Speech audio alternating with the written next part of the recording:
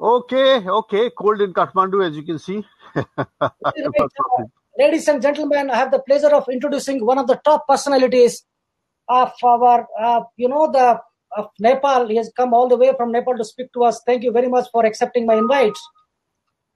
Mr. Dipak Gyawali is an academician of Nepal Academy of Science and Technology who conducts interdisciplinary research at the interface of technology and society from the perspectives of cultural theory.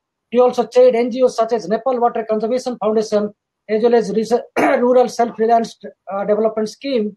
In 2000 and 2003, he served as Nepal's Minister of Water Resources in electricity, irrigation and flood and control, who successfully contributed the largest privatization to date of power generating company and initiated communication of electricity distribution. He serves on various international advisory boards and committees. He was trained as a hydraulic power engineer at Moscow Energy Institute and a political economist of research at the University of California at Berkeley. Very pleased to have you on the screen, sir, and very privileged to have you. Please start your session. We are very anxious to see it. Okay, thank you. Thank you for inviting me. Can you hear me properly? Very loud and clear, sir. Okay, good. I'll be talking about why reimagining Nepal-India relations matters in an uncertain new world order. Now, I'm aware that I'm addressing an avant-garde Indian audience of economic and social leaders, and I am quite sure they are capable of thinking outside the box and are receptive to some outside-the-box ideas. This is what I'll be doing. Hence, I hope to give you in this very short time an available glimpse of Nepali views that are often not found in the Indian media at all. Okay. I'd like to recall here my late dear friend Ramaswamy Iyer, one of the best water resources secretary India ever had, in my opinion. I remember having a discussion with him way back in 2005 when all the turmoil was going on in Nepal. And when I mentioned to him what was really going on in Nepal, which was so different from what the mainstream India media, whether print or electronic, was highlighting, Mr. Iyer was quite shocked, and he really wanted me to, write a regular column. Now, I said, okay, educating the Indian masses is not really my mission in life. It's very difficult, but I'd be delighted to do so. Now, that conversation, it's recorded in this magazine out of Delhi, called Seminar in the October 2015 issue.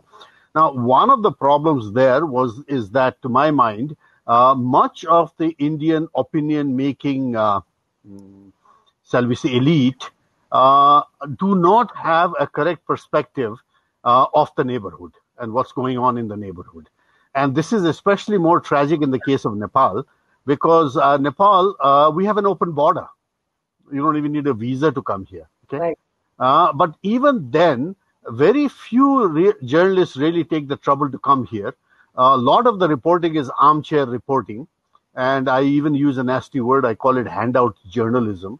They take an official handout, and if they do come to Nepal, they make a beeline for the Indian embassy, take a handout, and file a story, and spend the rest of the time pashmina shopping, I guess. Okay. Now, the tragedy of this is that it leads to the Indian opinion makers being totally misled about the problems that's going on, and that continues today. I'll be highlighting with some examples right now. I spoke that in my opening address. Yeah. Okay. So now, let me just briefly mention what this COVID impact is very shortly, because I think everybody's talked about it. My view is that what COVID has really done is that it has accelerated the collapse of the old world order. Okay. Actually, the old world order was already collapsing in 1989-90 with the Berlin Wall coming down. And that was a collapse for the second world, the so-called communist world of the Soviet empire. Right. And in 2008, you had a financial crisis that saw a beginning of the collapse of the Western victorious first world, so to speak. Okay. I remember at that time I was in China on an academic water conference on highland waters in Tibet. And what was amazing to me was that, the financial impact was really serious in the United States, Europe, India, Thailand even, And in China, what I noticed was there was absolutely no impact that was perceptible at all. Neither social nor financial. The economic activities were just roaring ahead. Now we know why today with hindsight, okay? And it has got to do with this, post World War II finance controlled order of the West, which the West sadly post 2008 has weaponized. They have weaponized the dollar. As a result, both China, Russia, now Turkey are reacting back and trying to define a new trading order. Okay, this is very serious. Now, so what COVID has really done, it's merely exposed the feet of clay of the old powers, actually, and pointed to the rise of new ones. Okay, East Asia, Russia, Turkey, Iran. I mean, one can go on. Okay. Now, the question here is, where does India stand? Now, for countries like Nepal, Bangladesh, Sri Lanka, and others in the neighborhood, this is an important question, because India is the center of gravity in South Asia. And, if India goes up, we all go up. And if India goes down, we all go down. We know that, We have a very special relationship with you. We are very special relationship with you. We share a very special relation. Yeah, well, I'm coming to that special relation that is in deep trouble in a while, okay? Okay. But the thing is that the scene from the neighborhood, and this is what I'm going to expand on now, that India's position is not really, in this new emerging world order, is not something that really inspires much faith in the neighborhood. Now, I'm being very rough and candid about it here. Which is why this rethinking of neighborhood policy should be the gist of new leadership in India. Okay? It's extremely essential. The past got you into the mess, and continuing with the past policy is not going to get you out of it, and is not going to get the neighborhood out of it. And we have a saying that you can change friends, but you can't change neighbors. And here we are. I mean, we like each other or don't like each other. We have to live with each other. Okay. So it's better to now redefine that order. Now, how is this to be done? Let me go back a bit in history. Okay. When Mr. Modi came to power in 2014, the euphoria, was astounding. Okay? I mean, there was a hope that, this was a new neighborhood policy. All the leaders came to Delhi at his inauguration. I mean, it was quite a sight to behold. Okay.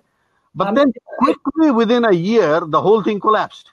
Dipak Modi actually made the first visit to Nepal, actually. He did that. He did many good things. And let me tell you, I chair another organization that does what your Yogendra Yadav and others do. This is this political survey. Yeah. In our survey at that time, we found out, it's very interesting, that Mr. Modi was 2 times more popular in Nepal than any other Nepali leader. Very good. But within a year, with that blockade, that misguided blockade of Nepal that he conducted, and that too after a devastating earthquake, his popularity went down from 86% to, I don't know, minus 86 or wherever it goes down to. Okay. Now, why did that happen? Why did that misguided policy come along? There is a very, it's not a perfect study, I think, but there is estimates around that tells us that the blockade cost Nepal 12 times more than the earthquake. And the impact of this is going to live for a long time, right down the generations, and it has to be reversed. I'll get back to the Foreign Secretary of India and the Army Chief visiting recently and the efforts to sort of set things back on track. It's a good start, but it's not enough, okay? Now, Mr. Modi's, new neighborhood policy, to us in Nepal, that's not a new thing. When Rajiv Gandhi first came to power, if you look at his first statements, they were extremely nice, okay? And we all thought, okay, this young leader has come now and we're going to have a good, neighborhood relation, much economic development in the region and all. But quickly, that also went back to something, the old one. And by 1989, Rajiv Gandhi imposed the longest economic blockade Nepal has seen in 1989. That really was also another problem. So Mr. Modi's was 5 months, that was 9 months. Okay. Now, similarly, Gujarat Doctrine. When I.K. Gujral became Prime Minister, again, there was a great hope. And he brought forth what is called the Gujarat Doctrine. But again, somewhere along the way, the Gujarat Doctrine also fizzled out, okay? And so this is where, the rethinking really has to come. What is happening? Now, I'll give you a Nepali perspective. one Nepali perspective. There are many other Nepali perspectives as well, I'm sure, but we're after all a crazy mad democracy here. I go back to the Nepali language. The traditional word in Nepali for India is not India. The word is Mughlan. If you ask a Nepali villager who's going for a seasonal work in India or going for a pilgrimage or something, and you ask, where is your uncle gone or where are you going? They say, I'm going to Mughlan, the land ruled by the Mughals. Okay. Now, this has been a very old word, okay? And Indian currency till the late 1950s was not rupee as it was called in Nepal, it was company. Company. How many company? 500 company. You got 500 company, you are a very rich person, okay? So, so Nepal-India relations has to be differentiated between state to state and civilizational relations. These are two very, very different things, okay? And if they are not in balance, we are in deep trouble, which is what's happening right now. Now, the state-to-state relationship, let's not confuse with civilizational relationship. Yeah, and the civilizational relationship is very old. Okay, it goes back thousands and thousands of years. Okay, and states have come and gone. Okay, let me give you a very interesting small tidbit. My family name is Gyawali. It comes from a village on the Kaligandaki River. Right. And the village council in that place, they've got a new name now with all these political changes in Nepal. But during the Panchayat regime, the village council where my ancestral family village was referred to as the Panini Tapobhumi Panchayat. Okay. Panini is the Sanskrit grammarian. He had an ashram there. Okay. Now, I'm just driving the fact that, the civilization relation is so old, forget anybody trying to have a hold on it. It's complicated, okay? Now, the state-to-state relation between Nepal and India is only 70 plus years old. Let's be very clear about it. Because Nepal is a much older state. We are 6 years older than the United States. Let's not forget. Okay. And when Robert Clive began his victory in Palase and started expanding in the Gangetic Plains, he had not quite come to Nepal border, the East India Company. King Prithvinarayan Shah had already set up Nepal by unifying all the princely states in the hills as the Asli Hindustan, as his Dibya Upadesh, as it's known, calls it, okay? So in a sense, Nepal-India relations have to be seen in this. The big mistake that Mr. Modi did in 2015 with the blockade was, and the Indian, I would call, I use the term Babudam, I hope you don't mind, Indian South Bloc Babudam. The big mistake they did was restricting Nepal-India relations, this civilizational relationship, just to that very small population in the Tarai, between Bagmati and Kosi, with Bihar, and punishing the rest of Nepal. Now, Nepal has massive relationships. East Nepal has got tons of relationships with Sikkim, Darjeeling, and Assam. They are married across there. West Nepal, all the Pants and the Joshis and the Tiwaris and all are married across to Kumar Garhwal. Nepali royalty, the Ranas and the Shahs, have relations with just about every royal family in India. Okay. Now, and then you can go to every temple in India. Go to Kamakhya, go to Calcutta's Kali Temple, go to Puri, go to Hardwar, go to Badrinath, and you will have Nepali priests in those temples. Right. So, it's a very, very old relationship now. And the blockade just completely misread this, and imposed a tremendous fine on the rest of Nepal, about 90% of Nepal, by limiting Nepal-India relations to the relations between what happens in the Nepal Tarai between Bagmati and Kosi. Now, of course, that's now history. India has backtracked and good, but not before causing all the damage. Okay? So what does, modern India represent? Does modern India represent both the state and the civilization? What we say here is hardly. Because what we see from Nepal is that in India, we are seeing a fight between three civilizations currently. The fight between Mughlan, British India, Raj, and Bharat. I don't know, it's a weird fight going on, and we are not able to make much sense of it. But what we really hope for is that, where is the Dara Shikoh? Where is a Guru Nanak that can do the syncretism to unify diverse views and come out with a civilizational syncretic synthesis, okay? So the challenge for new leadership in India is huge. We need a Dara Shikoh, we need a Guru Nanak. I mean, nothing less than that is going to work. Believe me, this small tinkering around with, votes and a few things here, it's going to be not even icing on the cake. It's not going to work. Okay. Now, what we are seeing is the relations defined right now between Nepal and India, and this is where the problem lies. It is still defined by your South Bloc Babudam in terms of British Raj security. It's a term that's holding development hostage. Okay. Rather than looking at the neighborhood through development lens, it's looking at it through security lens, and it's even worse. I go to the extent of saying it's looking at it through a paranoid lens of the British Raj. Now that has to be gotten over with. Okay. You have Pakistan, you have China, you have problems with everybody. That's a different issue, But unless development takes the front stage, these other issues are going to make things more and more paranoid, on both sides of the border. Okay. I'll give you 3 examples of development that has been kind of held hostage by this security paranoia lens of looking at the neighborhood.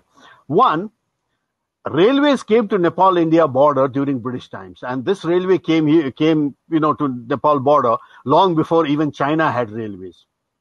And long before even China had hydropower, Darjeeling already had hydropower, and British India had helped in 1911, Nepal build a hydropower plant. Okay. Right. Now, this is way back, okay? And then don't forget, Indian British railways were built with timber from Nepal for the sleepers. Okay. Now, interestingly, that railway was never extended into Nepal. But now that China is bringing in the railway from Kerong, suddenly everybody has woken up, security threat, whatever, now India should develop railway. Well, you had almost 200 years to build that railway, nobody did it. Okay. Right. So, see, that's one example. The second example is the first air flight Nepal saw was the flight from Calcutta and Patna in the dying days of the Rana rule. It's the late 1940s after the Second World War. Okay. Right. That's when we had first aircrafts coming into Nepal. That was the start of the aviation age in Nepal. So, in a sense, and I remember taking those flights to Calcutta and Patna as a child. My grandfather used to have things to do in Calcutta, and I used to take those flights to Patna, take a train. I still remember those, old Dakota planes. Okay, given that aviation started from India, between Nepal and India, do you know that just before COVID, there are far more flights in number and destination to cities in China than to India? Now, what does that tell you about development and development lens? Okay.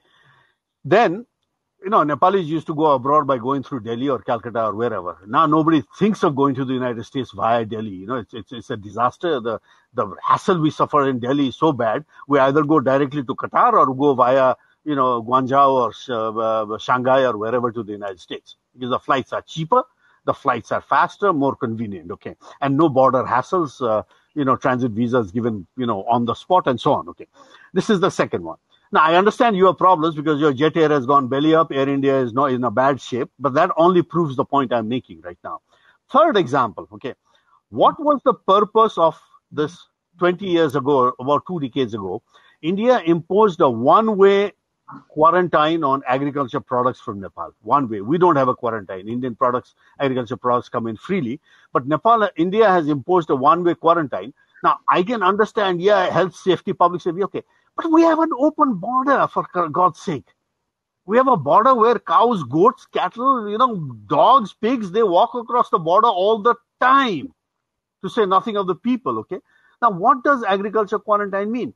And we quickly came to find out that it was actually a non-tariff barrier imposed on Nepali products from going into finding a market in India. Okay, hill vegetables are much more tasty than, by the way, vegetables grown even in the Nepal Tarai. So there was a demand market, but to stop that, this happened. The result of this, now look at the tragedy. Nepali agriculture is in a bad shape, in a state of collapse.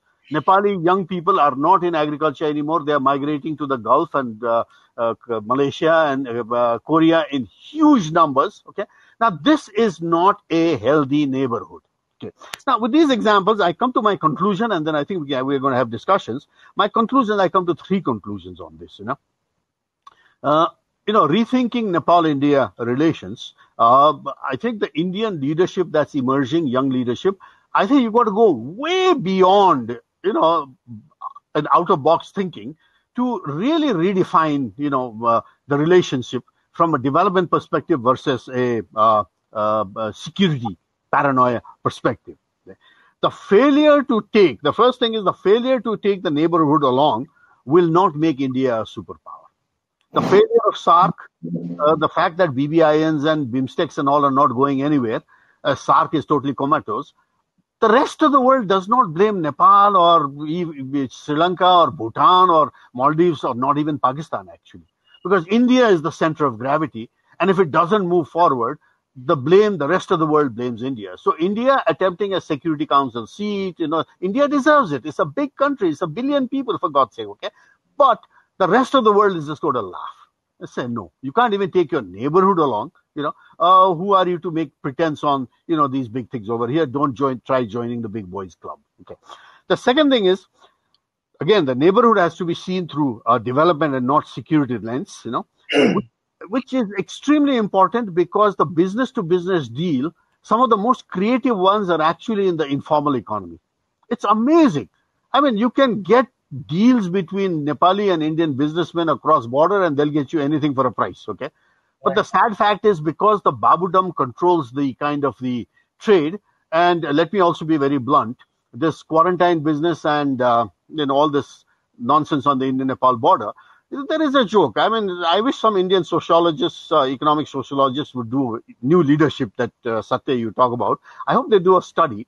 There's a joke when you go to these border areas between Nepal and India. They say that a posting to the Nepal-India border of even a low, small time, babu posted there is so lucrative, and you'll understand what I mean by lucrative, that they can not only get enough money for a dowry for one daughter, they can get enough money for dowry for 3 daughters. Right. Now, this is not, again, a healthy state of affairs of trade between two countries, okay? So that's the second thing. And finally, the third thing is, I think my advice to the young emerging Indian leadership is try to invest in friends in the neighborhood and in institutional strengthening. Unfortunately, right now, for the last 20 years, at least that I know, or 20, 25 years, India's policy has been to invest in individuals, what I call purchasable political clientele. Right. Now, if the clientele can be purchasable, you can bet China has far more money and they'll purchase it even much easier than you can. So I think you should really invest in trying to make friends, work with institutions across the border so that you have friends that stand shoulder to shoulder with you on the world stage through thick and thin. Thank you. That's my basic remarks. I can, have a discussion. Yeah. Thank you. Dipakji, it was a wonderful listening to an experienced thought from you. You have given us the perspective of what the situations, the Indo-Nepal was, starting from IK Gujarat, and you talked about the various other regimes. These are really very insightful, but I hope this broadcast is being watched by the current dispensations, especially by the Narendra Modi's government, so that they can take some clue from you, and especially seasoned persons and the politicians like you, who, they must take it very seriously. My question to you is that what is the way forward for the Indo-Nepal relations so that, we can ease up the tension and build a future which will be much more conducive for both of us? Let me expand on that main point I made of investing in friends. Okay, India has, a massive positive capital, shall we say, social capital in these very rich relationships between Nepal and India. Let's leave aside the Babudam word of, cultural and all that. They've been so debased, these words, they mean nothing. Look at that family ties across, Nepal, India, not just between the Tarai and, Bihar. It's across the hills of Kumaon, Garhwal and Assam and Darjeeling and all that. It's also across other parts of India. You have business and academic relationships, I have, so many friends in the water sector, the academic sector, the environmental sector in India. There are lots of them. Now the trouble is that, we do not see either Indian leadership or, for that matter, Nepali leadership, and the less said about the Nepali leadership right now, the better. You know what's going on. Right? Yeah. Huh? Because of the dissolution of the assembly by the president. Oh God, that's not the president. It's the infighting. The party was never invited. This can be a separate topic, but let me just say that what was done to the Nepali people in the election was a bit of a fraud. The two parties, the Maoists and the United Marxist-Leninists, were really never united. They killed each other during the Maoist insurgency. For heaven's sake, the cadres of the villages have never forgotten that. But two leaders, Mr. Oli and Mr. Prachanda, did a very smart electoral move, that is announcing their electoral alliance, that won them a two-third majority. Now, again, let's not make a mistake. It's not a two-third majority. Yes, it looks like a two-third majority. They've got two-third members in the parliament, okay? But the system we have inherited from you guys and you inherit from the British is a very, very defective Westminster model, which, even though it looks like two-thirds majority, is a minority government. If you look at the number of votes these guys actually got, it doesn't cross 33 to 35%. First past the post. In one case, we had a celebrated case in Mahottari 4, I believe the constituency was, where the guy who won, got 9-point-something% votes, which is less than 10% that's required, not to have his Zamanat Zaft. Okay. So he had his Zamanat Zaft, but he still became a member of parliament because his was the highest. Everybody was 8-point-something or the other. There were too many. Now, this is a system that is inherently a minority system. Okay, it's not a majority system. Now, there are many defects in this Westminster model. We should have been reforming all this. We never did. So as a result, all that is coming out to bite you right now, plus many other problems. So anyway, that's the Nepali problem. I don't want to get into detail of that because we can go through the whole evening only with that. But coming back to the Nepal-India relationship, I would bank more on academic relationships, civil society relationships, activist relationships, because I had a wonderful panel discussion some time back with the Indian and the South Asian sand mining, activists who are opposing sand mining that's destroying rivers and livelihoods. Okay, now this is, we get along perfectly fine, even though our governments may be fighting. Okay, the same is with Pakistanis and Bangladeshis and Bhutanese and Sri Lankans. So I would say that the new Indian leadership has really got to capitalize on this extremely rich social capital that we have, which has somehow been held hostage by the Babudam. Right. If I could ask one more critical question, if it is not uncomfortable to you. Nothing is uncomfortable. Go ahead. Which country is more favorable to you? Is it India or China? Now, that's a bad question because, we Nepalis like to think both. I'm asking question here. Yeah, I'm telling you, it's the premise of that question is wrong. Why? Because we believe that we should be benefiting from the development of both sides. Okay, now that's how it is. Historically, if you look at Nepal, right from the Lichui period, the relations with China, India, civilization relation is old, but then so is it with China. Much of the Buddhism that went to China went via Nepal. Okay, so it's a very old relationship from Lichui times, 500 AD and all that. So we have old relationships. It's not a question of which one. Now, people keep asking, are your leaders pro-Chinese or pro-Indian? I would say, our best leaders have been pro-Nepal, neither pro-India nor pro-China. I would like to be friends with both. Now, the trouble here for India, and this is where I'd like to come back to your question, is whether we like it or not, China right now is the only country that has got money.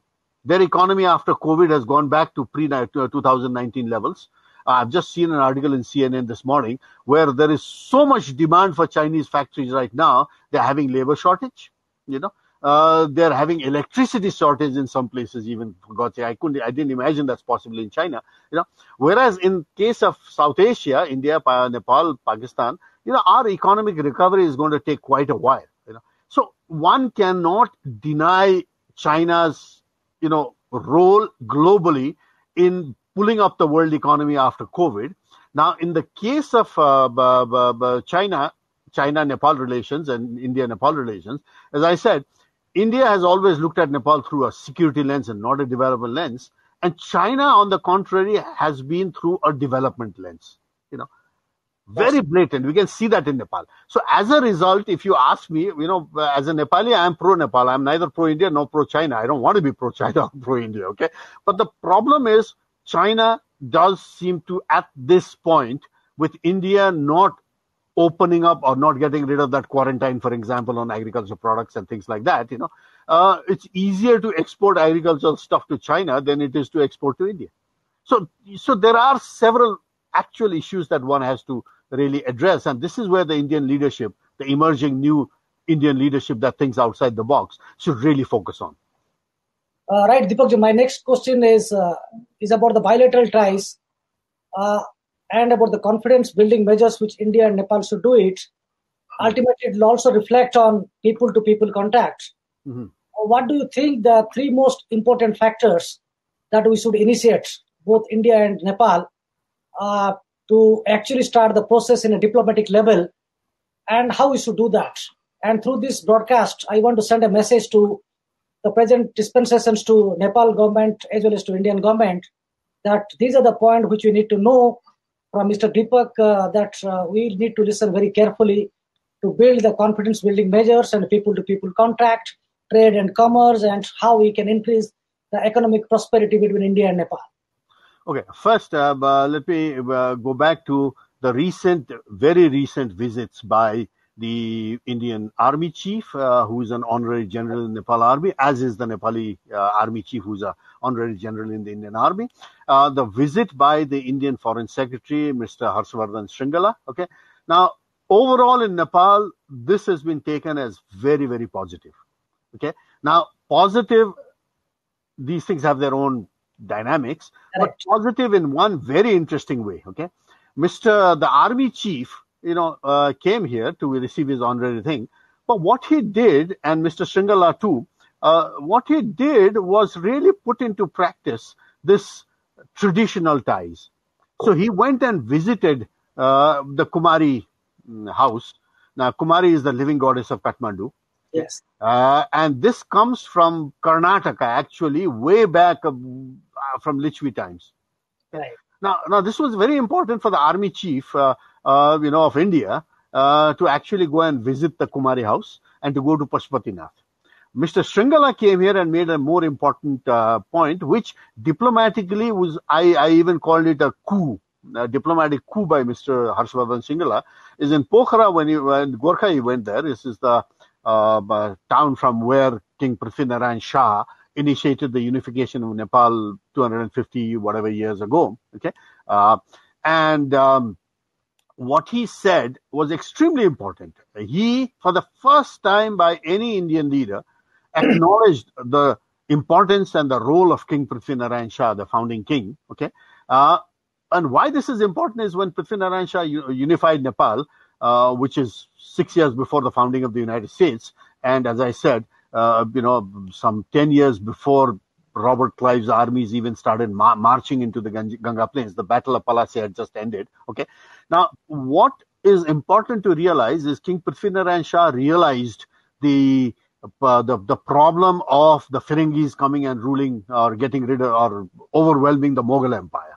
Okay, and then Mughal Empire, which was already tottering on its shaken legs within fighting, and his paying tribute to King Prithvinarayan Shah was an important reminder that among all the kings and princes and nawabs of South Asia, right from Sri Lanka and Maldives all the way through Bengal Sultans and the Punjab nawabs and and all that, King Prithvinarayan Shah was the only one who succeeded in upholding the independence of South Asian ethos.